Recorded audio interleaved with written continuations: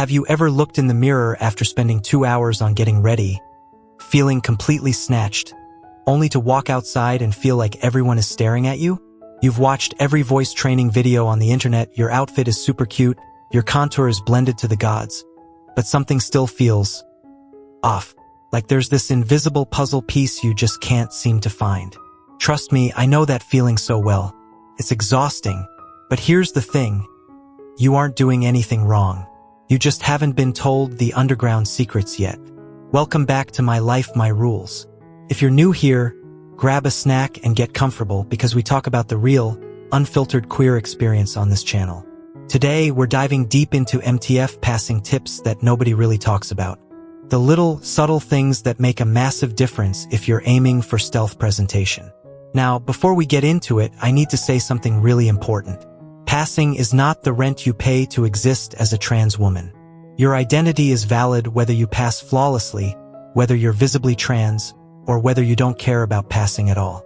But I also know that for many of us, passing is about safety. It's about comfort. It's about just wanting to go to the grocery store to buy iced coffee without turning it into a whole gender debate.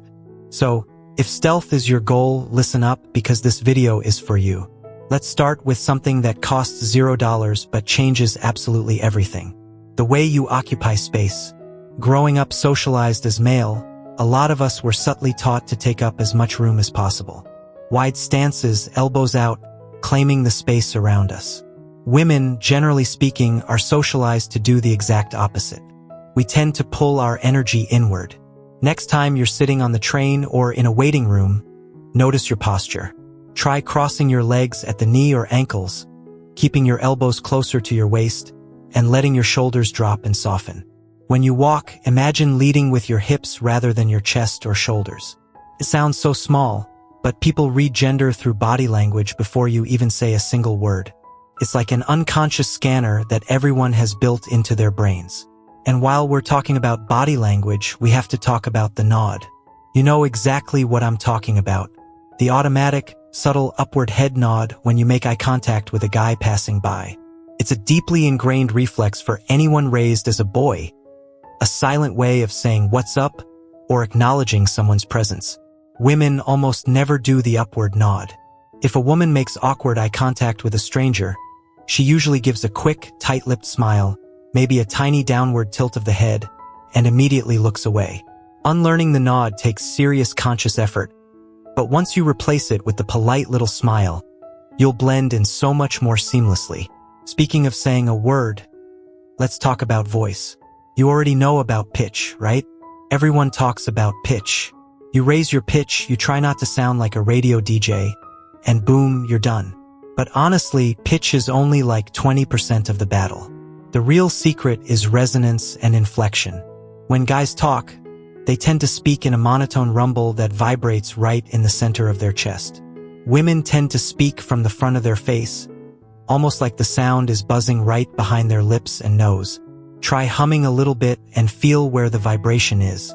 Move it up from your chest to your lips. And then there's the melody. Women's voices dance when they speak. We go up, we go down, we stretch out our vowels when we're excited. You know? We don't just deliver information, we deliver emotion. Listen to how cis women talk to each other in a coffee shop. It's almost like a song. Start bringing that melody into your everyday conversations. Now let's move up to the face.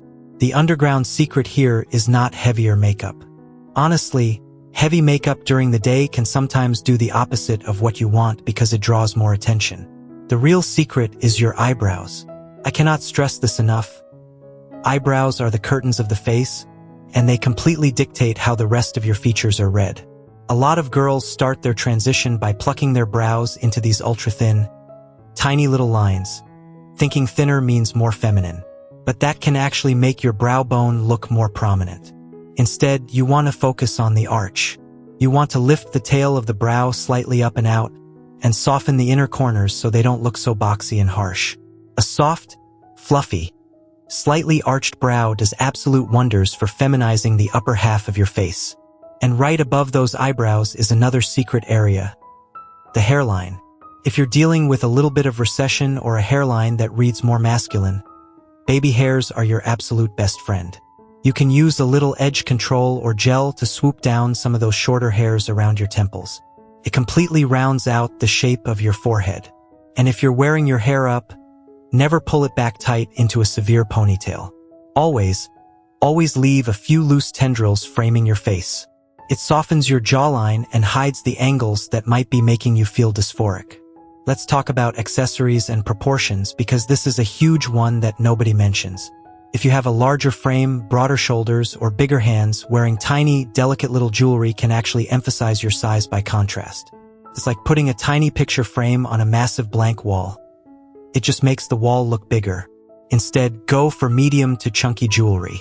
A slightly thicker necklace, some bold hoop earrings, a statement ring. These things balance out your proportions. The same goes for necklines. High necks and tight crew necks can make your shoulders look a bit broad. And trust me, I've been there. Scoop necks, V-necks, and asymmetric cuts break up that horizontal line across your chest and draw the eye inward.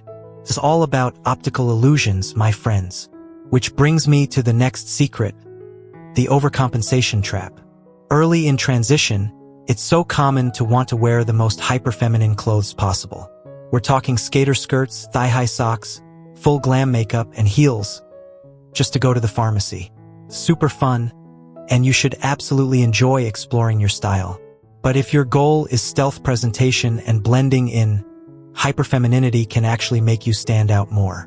Look at what the cis women your age are wearing in your local area. A lot of the time, it's just mom jeans, a casual crop top, and some chunky sneakers.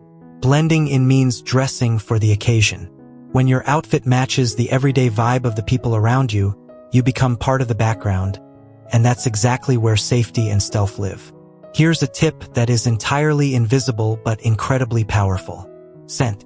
We underestimate how much people perceive gender through smell. I'm not just talking about spraying on a nice perfume. It's the layering. It's your shampoo, your body wash, your lotion, your deodorant. If you switch all of those to softer, sweeter, or more floral profiles, you create an aura around you. When you walk past someone, they catch that breeze of vanilla or jasmine, and their brain instantly registers woman before they even turn around to look at you. It's a psychological trick that works beautifully. Apply your perfume to your pulse points, behind your ears, the base of your throat, your wrists, and even behind your knees if you're wearing a skirt. But out of all these tips, out of the body language, the voice melody, the everyday outfits, and the perfume, the most crucial underground secret to passing is your confidence. I know, it sounds like a total cliche, but hear me out. When we're scared of being clocked, we act suspicious. We keep our heads down, we avoid eye contact, we fidget, we nervously look around to see if anyone is staring at us. And you know what happens when you act like you're hiding something? People look closer. They try to figure out what you're nervous about. But when you walk into a room like you absolutely belong there, with your head up and a relaxed look on your face, people just accept your presence. They don't question it.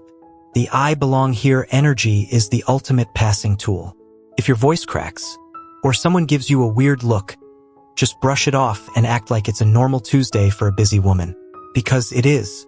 Transitioning is such a wild, beautiful, and sometimes terrifying journey. There is no perfect way to do it, and there's no finish line where you suddenly unlock womanhood. You are already a woman. These tips are just tools in your toolkit to help you navigate the world a little easier and feel a little safer when you need to. You are doing amazing, even on the days when it really doesn't feel like it. Remember that we're all figuring this out together, one day at a time, one awkward voice crack at a time. If you found any of these secrets helpful, or if you have an underground passing tip of your own that you absolutely swear by, please drop it in the comments below. Let's help each other out, because this community is all we have and we are so much stronger together. Make sure to hit that subscribe button if you haven't already, and give this video a thumbs up so it can reach other girls who might really need to hear this today. Thank you so much for hanging out with me on My Life, My Rules. Keep living your truth, keep holding your head high, and I'll see you in the next video. Bye!